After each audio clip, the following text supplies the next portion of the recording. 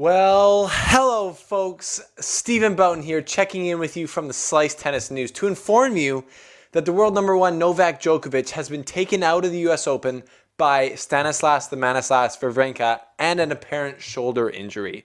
So we are going to get into that event here on this episode of the Slice, and we're going to talk about the other matches that happened today and the other fourth round matches that are going to happen tomorrow and the outlook of the draw coming forward and who is now the favorite going forward at this point in the US Open. So let's get into all that in this episode of The Slice. Welcome to The Slice. Welcome to The Slice. Welcome to The Slice.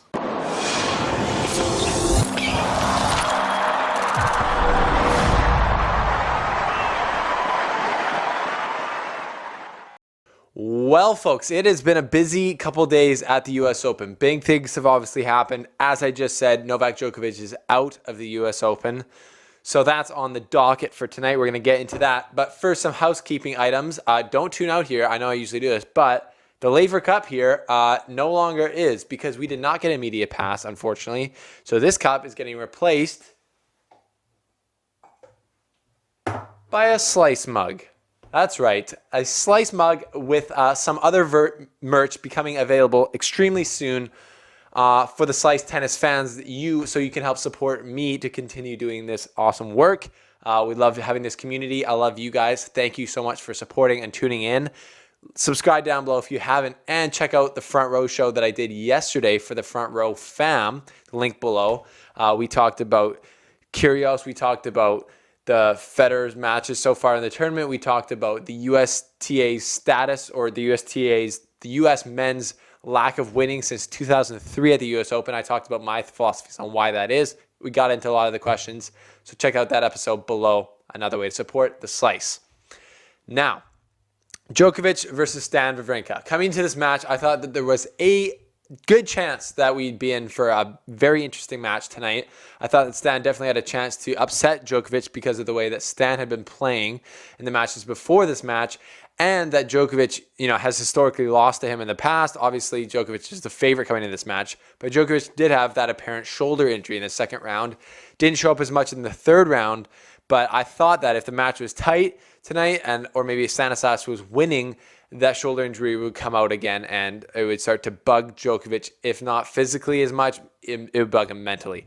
So coming to this match, Stan came out playing well and playing huge, just hitting really big.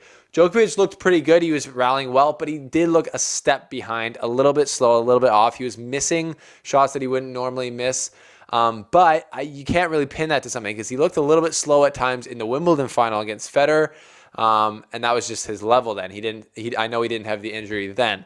So you didn't know if this was just Stan affecting Djokovic or if it was Djokovic's physical body. At the beginning, so in the first set, it was tied, and there was one rally. It was a crazy rally where Djokovic was doing his classic defending.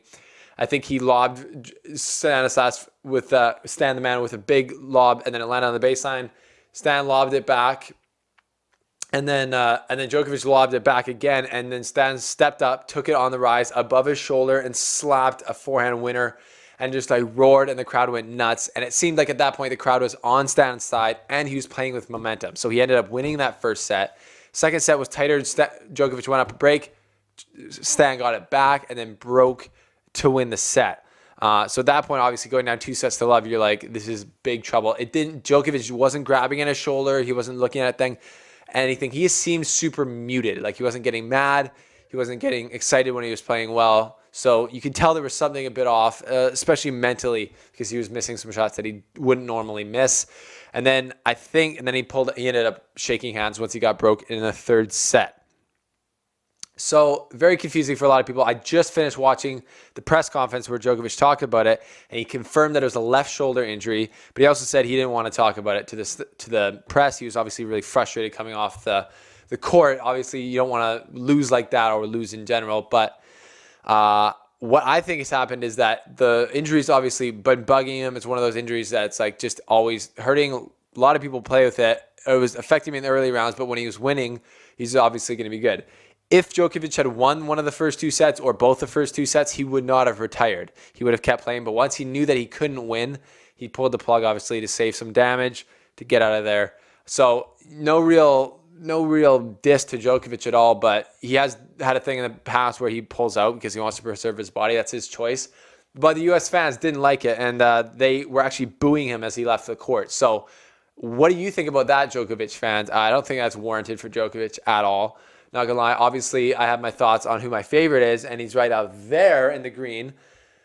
But I don't think it's fair to boo someone who's retired from an injury off the court. So I think that's out of whack. But again, people said that how bad the Wimbledon crowd was towards Djokovic. You can't control the crowd. They're the ones paying, supporting tennis to happen, so they can do what they want. But it's I'm not about that booing someone who just got injured. But anyways, kudos to Stan Wawrinka for playing absolutely massive, playing really well, playing better in the clutch moments than Djokovic did in those first 2 sets, and is Stan a threat to win this tournament now? That's what you got to look at. So we're going to look ahead to who is now the favorite. My 2 picks for the 2 favorites are obviously Roger Federer and Rafael Nadal. Who's more of the favorite? Well, just looking at it, Rafael Nadal still has to go through Marin Cilic, is his next match tomorrow, then possibly Alexander Zverev, then possibly Rublev, and then either Roger, Stanislas Wawrinka, or Medvedev in the final. So he's got 4 really tough possible matches coming up. Federer has Dimitrov because he's already played his 4th round match. He destroyed Gonfin today. It was 6-2, 6-2, 6-0. Federer seems to be peaking at this moment, looking very scary. He's dropped like a total of like 7 games in the last 2 matches. But so he only has to play 3 more matches. He's playing Dimitrov in the quarterfinals, and then either Stan or Medvedev, and then probably Nadal in the final to work out. So he has to play 3 matches where Nadal has to play 4. So I'm taking right now Roger Federer as the favorite to win the U.S. Open because he has to play less matches. And that's the main reason. So it's not a huge favorite. We'll obviously see. I could very much see a FEDAL final happening at the U.S. Open, which I think would be their first time ever playing at the U.S. Open, and a lot would be on the line there. For me, it would just be an amazing match to watch. Bit slower court than Wimbledon, a bit faster than the French, where Nadal beat Federer at the French, Federer beat Nadal at Wimbledon. So we're kind of coming to like more of a neutral surface here, which would be really interesting to see between 2 of the GOATs. So that would be really crazy to see. That's what I'm rooting for. And I'm sure a lot of you are rooting for, to see a FEDAL final. What do you think of the chances of seeing that FEDAL final?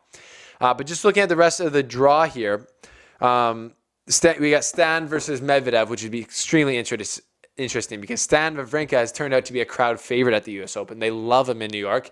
And Medvedev's turned out to be like, all of a sudden, he went from being like the new guy on tour to being like kind of this like wild stallion, just getting booed by crowds and saying, guys, I love your energy. I'm going, as you fall asleep tonight, know that I won because of you. I will keep winning the more you boo. And I think that is just hilarious. He's just giving the whole crowd the bird, like sitting down. He doesn't care.